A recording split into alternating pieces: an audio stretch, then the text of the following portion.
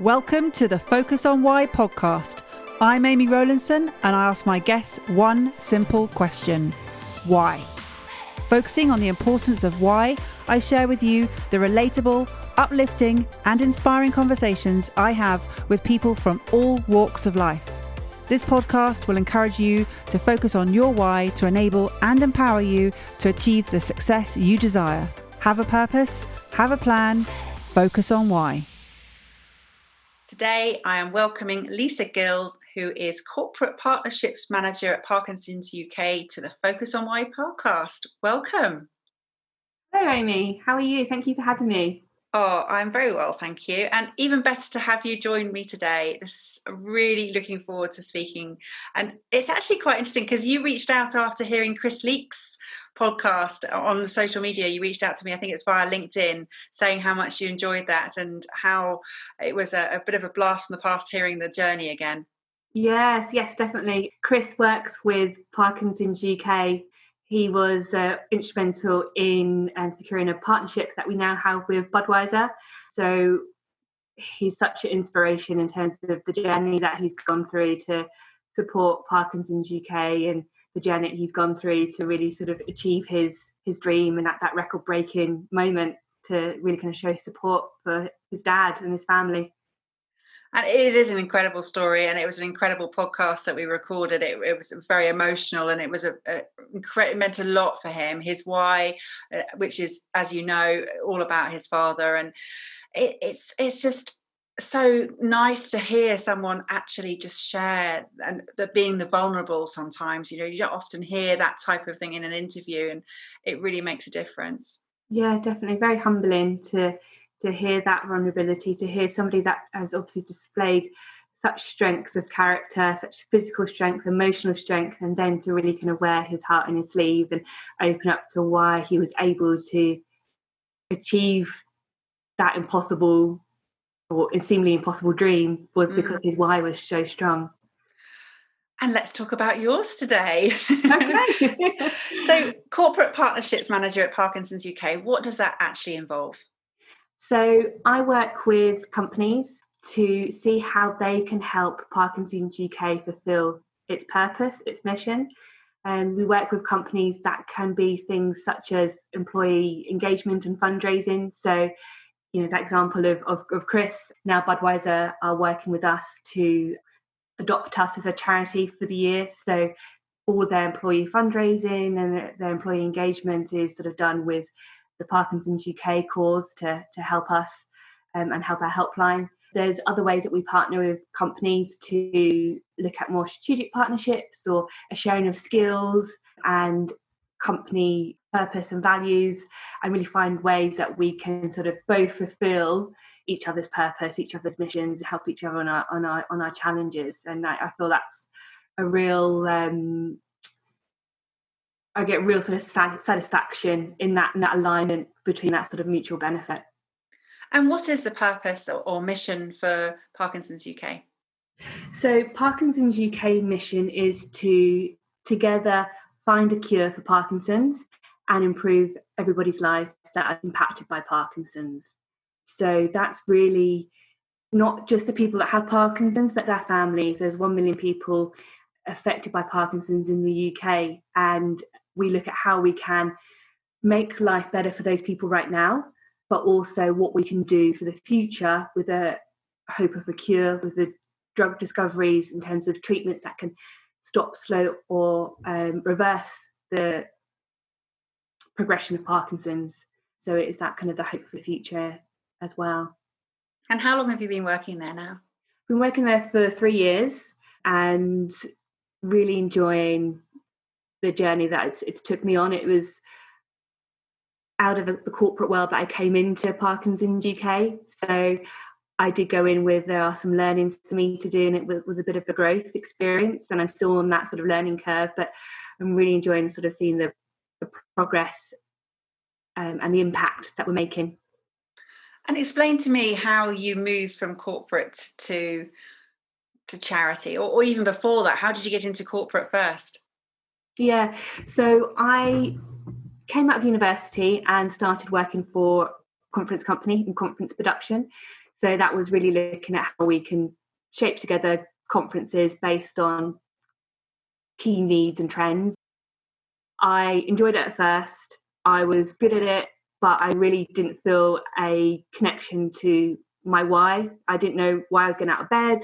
I kind of felt that monotony every day of going in and kind of doing the same thing to make money, which was fine at first, but I kind of thought there must be a way that you can make money, make the company money, but then also have a purpose and an impact on a larger scale. And I really kind of felt I got to that point was I wasn't really learning much more about myself and I wasn't really growing.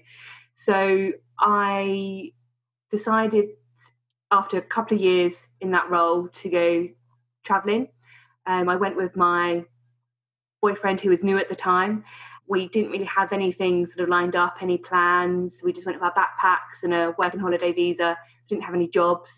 So looking back, it was kind of a big leap of faith. And we really wanted to push ourselves out of our comfort zones. So we ended up in Australia after a bit of traveling in Sydney, and we struggled to get jobs at first because it was the start of the GFC, and we really felt, we might have to come home, and that sense of failure, and we couldn't make it work. But we persevered, and we both got jobs. But I ended up in the same sector that I was in beforehand in the conference industry. But I was enjoying it because I was enjoying being in Australia, being in sunnier climes, being somewhere that was really kind of new and exciting, discovering a new country. But that wore off quite quickly. And then I kind of felt, well, I'm doing the same job. I'm not learning much more about myself. What impact am I making? Those same questions still came back to me. But something was different because my boss, the founder of the company, became a bit of a mentor for me. And she said to me, I think you can help lead and grow the company. And at the time, it was only a company of 5 people.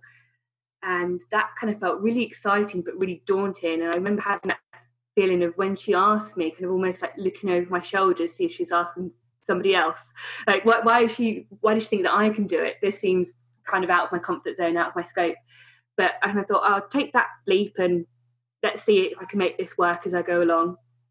And a key moment for me was my newest sort of team recruit was going to start in a couple of days, and I was flying home from a conference at an airport. And I had this feeling of like, dread for the next couple of days. I don't know if I can do this, if I can really lead somebody, if I can lead a team, I can grow the company. What if I let down my boss? What if I let down my team? I don't know, maybe I should, just step out and not do this. So I kind of thought there must be a book that could help me be a leader. There must be a book that tells me how to be a good leader. So my desperate attempt to try and succeed at what I was about to do. So I was at an airport newsagents, and there's a very small section of leadership or management books, something along the lines of Leadership for Dummies, and the other one was The Soul of Leadership by Deepak Chopra. So I thought, I'll give that one a go. It's better than Leadership for Dummies. And I thought, I was a bit intrigued that leaders can have souls. This idea that, you can have a soul and lead with your soul, that seemed quite revolutionary to me at the time. So I picked up, bought it, and then I kind of was addicted to it. I kind of read it really quickly. It was a real page turner, and it became a pivotal moment in this kind of pursuit for purpose, and also really shifted the idea of how you can lead and be of service. So the idea of leadership as service, that leadership can be about how you can enable your team to grow, to meet their full potential, how it's about serving the highest needs of your team, how you can really make your purpose and the vision at the heart of everything you do, and how this can help others find their purpose and their vision. And also the idea that you don't need to be in a leadership position to do this. Everyone can do this with their family, with their friends, with their colleagues. And I found this really inspiring and uplifting, and this idea that everybody has this potential to do it themselves. So that gave me a real sense of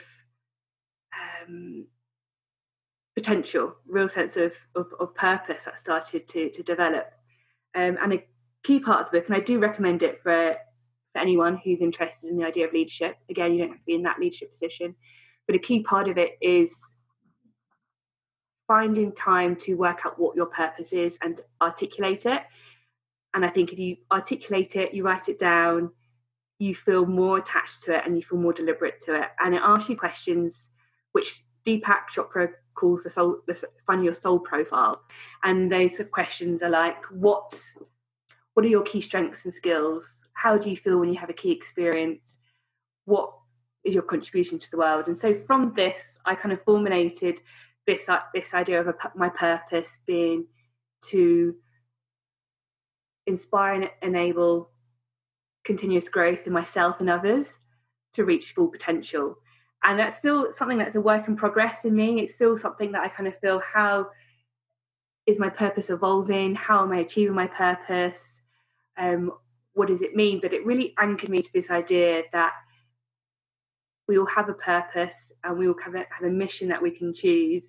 And if we live each moment or each day with that purpose in the back of our minds, we have that clarity, we have that motivation, we have that passion.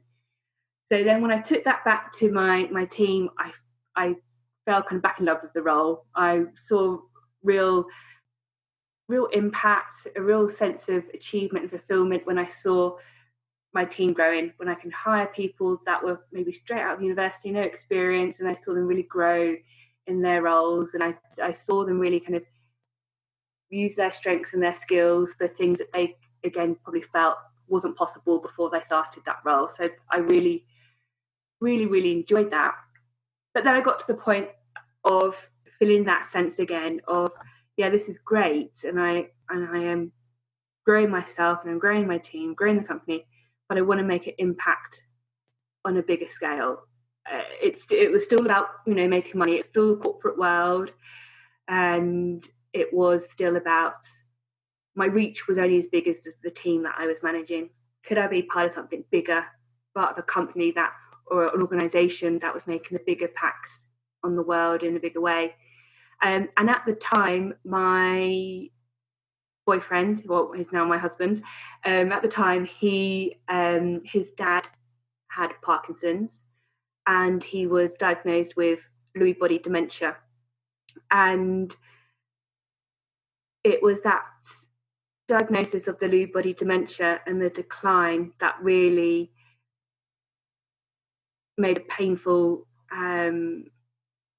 really painful time for us. He was really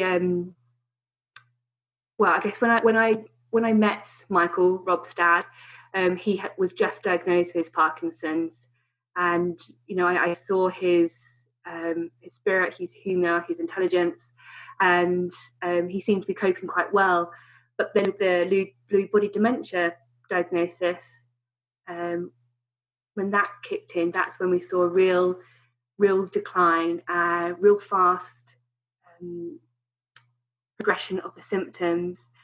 And Parkinson's can be really different for everybody. Everyone's sort of progression is very different, but for Michael, for Rob's dad, it was painfully fast.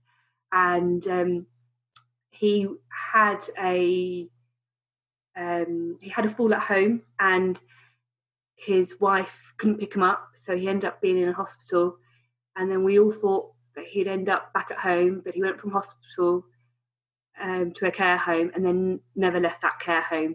So I kind of have memories of visiting at him in that care home, and he became a sort of a shadow of the self of his former self. He became a shadow of the man that he was in a way, because he couldn't speak, he couldn't talk, he couldn't move, but you could still see that light in his eyes, that sparkle in his eyes, that was his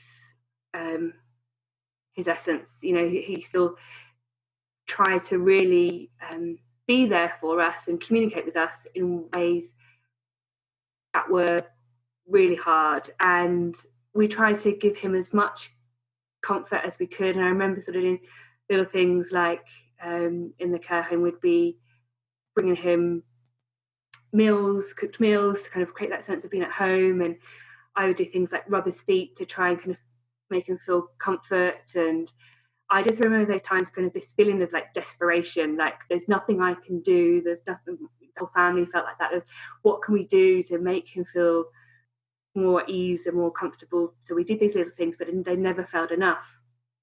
But what was a real sort of driving force, and this actually happened before he had the dementia, is Michael went to a Parkinson's UK talk, and at this talk they talked about the idea of the Parkinson's Brain Bank and how you can donate your brain to the Parkinson's Brain Bank to help research for your cure for Parkinson's. That the brain donation is a real key part in helping us understand how Parkinson's affects the brain and therefore find a cure.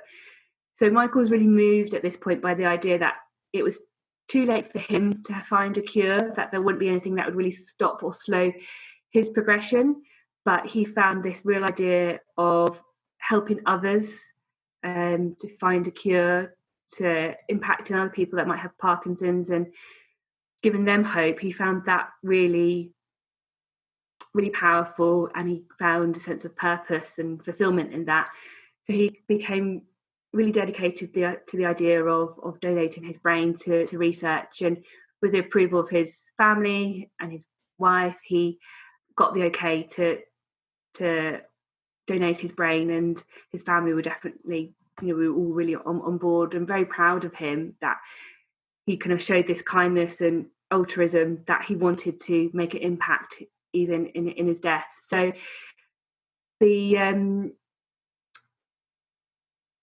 last thing that Michael signed before he was able to pick up a pen and write, because he lost the ability to write, was the forms that would agree to his brain donation. So then he ended up in the care home, and then he unfortunately passed away in 2014, and that was obviously a really sad and hard time for the whole family, but we did find some sense of purpose and even in comfort in the idea that his wish had been fulfilled with the brain donation. And his wife, my mother-in-law Anne, talks about how that was a really hard day. It was Father's Day when he passed away, and it was not an easy process to donate your brain. You need to have your things signed off by the doctor and the coroner. There needs to be a helicopter to lift the brain to the brain bank. But she talks about how these things will happen very seamlessly, and it made something that seemed really impossible, but could have been really hard, but made it really happen with ease, and that gave her kind of some sense of comfort. So this all happened, and I was still working in the corporate sector, and we're back in the UK at this point, and I'm back and I'm still conferencing, and I still kind of have this real, nagging feeling of there must be more I can do with my contribution. There's this idea, I guess, that a lot of people will resonate with, that you spend the majority of your waking hours at work, and what am I doing with my time to make a positive impact? And so I started to look around for other jobs, but I was getting real knockbacks from recruiters. I was told I haven't got the right skills, I haven't been in the right sector for long enough, and felt like I was kind of getting to a brick wall. I kind of felt, oh, I don't think I'm going to be able to do it. I felt that, I'll just stay where I am. And then I was watching the BBC morning news show, and there was an article about a 17-year-old boy that had Parkinson's, and kind of obviously all those feelings around Michael's death and the hope for a cure came rushing back to me, and had this overwhelming feeling that I wanted to do something with that part of Michael's legacy. I want to help in every way I can find a cure for Parkinson's. I want to be part of that legacy that Michael left with his brain donation, to see how I can bring that to help this 17-year-old boy. So straight away, I looked at Parkinson's UK job page, and there is a role for a corporate partnerships manager. And I read it and I was like, wow, this is me. This is all my skills. This is all my experience. I can do this. I was really, really excited by it. And I applied and I got the job. And I really found a sense of encouragement in that almost is kind of, there's a bit of a message or a sign that has pointed me towards Parkinson's UK at the time that I needed it, and perhaps they needed me. And that really felt like a really, really good alignment. And I'm really excited to start working at Parkinson's UK, which is where I am now. Wow, that was a good answer to that question. No, it's brilliant. And what I'm taking us on that journey and understanding how sort of just by traveling and then meeting somebody across the other side of the world gave you the confidence not to, you had that imposter syndrome. You mentioned looking over your shoulder wondering whether she was talking about somebody else. And yeah, it's great to sort of see the growth of your journey. Even as you're describing it, you can physically see the transition between the confidence and understanding now that what you're doing is exactly what you should be doing for many reasons, and how a book led you, gave you that confidence as well. It's incredible how impactful a book or a podcast can be on people's lives. So yeah, absolutely. So explain what it is you're doing right now and how you said your purpose is aligned with the company. So what is it what is that impact that you can now make? So now I work as a corporate partnerships manager, and as I explained at the beginning, that's really looking at how companies can partner with Parkinson's UK to help us with fundraising and help us with our skills, help us with our communications. And I felt a real sense of alignment of my personal purpose in two ways in this role, because not only am I looking at how I can help find a cure and improve lives for people impacted by Parkinson's, I can help people that are in the corporate world or in a company that might have that same sense of lack of fulfillment or lack of purpose that I had when I was in the corporate world, thinking that there must be a way that I can use my skills and my strengths to make a positive impact, that I can increase my reach to change things that I feel passionate about. And I think there's a really important role that charity and company partnerships play in helping employees and companies have a mechanism to fulfill that purpose.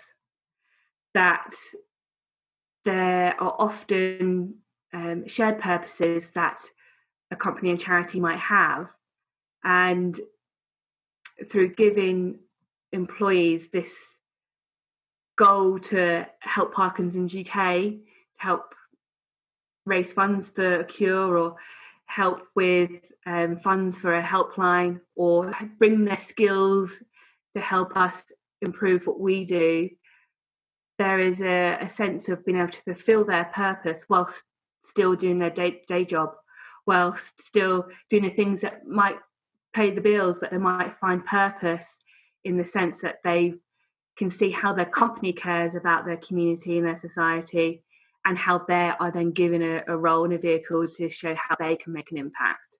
And for me, that is a really kind of key part of fulfilling my own purpose, to help people find purpose in their everyday. So you no longer have that sort of sense of monotony, or you know why you're getting out of bed, and you don't have that disconnect anymore. No, definitely not. Wake up with a spring in my step and sort of ready to tackle the day. So it's a very nice feeling to have. And what's on the agenda for you sort of at the moment? What are you working from? I know we're all in lockdown, but what is it you're focused on? Yeah, so one of the things that we're focused on is a webinar series which looks at how we can really get hold of that question that I was just talking about there, how we can really look at the role of business as a force for good. And I think obviously during the crisis, during COVID-19, that issue has been brought to the fore, because we've seen how companies have an integral role in helping communities. We've seen companies do really innovative things with how they can perhaps create PPE equipment or create funds and grants to help communities that have been impacted by the crisis. And that sort of really moved us at Parkinson's UK to see how can we be helping the business community further to enable themselves to be a force for good. So we're creating this webinar series which kind of tackles key subjects such as the role of purpose and employee wellbeing and health, how to look at managing diversity inclusion in the workplace, how to manage change to therefore make a positive impact in the communities and your stakeholders. So there's something I feel really passionate about, because through this, Parkinson's UK are reaching a wider corporate audience and hopefully adding value and showing companies how they can really be a key player and an integral role in creating that social value, whilst also addressing their key business challenges. Those two things go hand in hand, how they can satisfy their shareholders and their stakeholders. So we're putting together a really inspiring webinar with the Parkinson's UK chair, Gary Shaughnessy. So he's kind of a ex-CEO, and he's got a really kind of great experience of the things that he's seen in business, but also brings his experience of somebody that is living with Parkinson's. And so we're going to have loads of great guest speakers, inspiring speakers from business and Parkinson's UK network, showing how you can action your purpose as an employee, as a CEO, as an owner of a company. So I'm really excited to see that rolled out. That sounds wonderful, and it's so important. We've talked about this before, about the alignment of a business's why with their employees, so that everybody is working together, and feel as though everyone belongs. Because a lot of people don't feel that they belong in their company, and they don't feel valued, and it's such a shame to see that it's very sales driven, and that was something you mentioned before, that in an environment where you were working in a company, you didn't feel that connection because you didn't feel valued. Yeah, definitely. Yeah, so when there is an alignment between the employee purpose and the company's purpose, there can be that real sweet spot, and that magic happens where not just an improvement in employee well-being and employee engagement, but that leads to better productivity, better profits, and better value for your shareholders. And I think there's really a conversation at the moment around how companies can create short-term value and long-term value. And that long-term value is about how we can really make an impact on community, society, and environmental issues by looking at using the power and the resources and the collective, I guess, consciousness of employees. We're talking about big organisations with big amount of people that are working for them. And if that purpose is really thought about and aligned to how that can make a positive impact on world issues, then we can really see what magic can happen and what impact we can change. That sounds brilliant, and good for you for bringing that initiative to fruition. I'm sure it'll be very positive, and it will have a great impact. It's great to see how your action has and your change from the experiences you've had have driven you towards leading a more purposeful life. And you sound very motivated in terms of knowing how to do that. Was it as easy as you've made it sound? No, it wasn't. And I have spent time thinking about my purpose, spending working on myself, and I can have this idea of really perhaps challenging traditional goal setting. I think that I think it's really important to set goals, but often we set goals and those goals might be influenced by things around us, outside of us, so by culture or by our families or by what other people are doing. So then we might go through the motions trying to fulfill these goals, but are they really kind of aligned to our soul's desire, our own purpose? And I think that's when I kind of realized that when I was in the corporate world, that I need to spend time looking at what I want. I call kind of spend time in introspection. So things that help me kind of tap into what's important to me, what really drives me. And to do those things, I kind of did things like read books. Like, I love the self-improvement bookshelf at a bookshop. I love that. So I spend many times sort of going through books there, but also things like meditation. So, and that could just be simple as just you sitting down and being mindful, just kind of thinking about what you want, or journaling. That's something else that I think is really, really key, is to think about getting your thoughts down on paper, getting your intentions down on paper, and these become your kind of purpose-driven goals. And that's kind of been a work in progress for the last 15 years, and it's still an ongoing process. So I don't think that will ever stop. Well, a fellow journaler, you're speaking to her right here.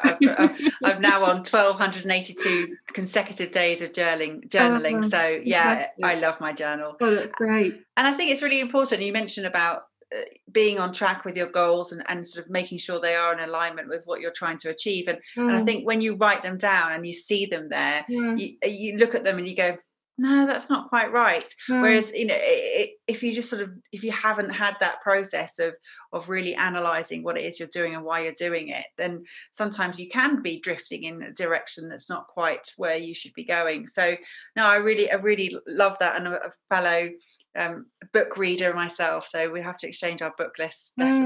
Definitely. I've had that idea described to me before as the compass and the rocket. So it's about spending time to find your compass, and then once you've got that compass, then you can rocket towards your goals, but you don't want the rocket without the compass. I love that. Absolutely. Yeah, it's really good analogy. So how would people get in contact with you, Lisa? So I'd love to hear from people that would be interested in partnering with Parkinson's UK. So either you might be an employee yourself, or somebody that has an interest in working with us in whatever way, or hearing more about our webinar series or being involved in those. I would love to hear from you. You can get in touch with me on LinkedIn or email me at my Parkinson's email address, which is lgill@parkinsons.org.uk.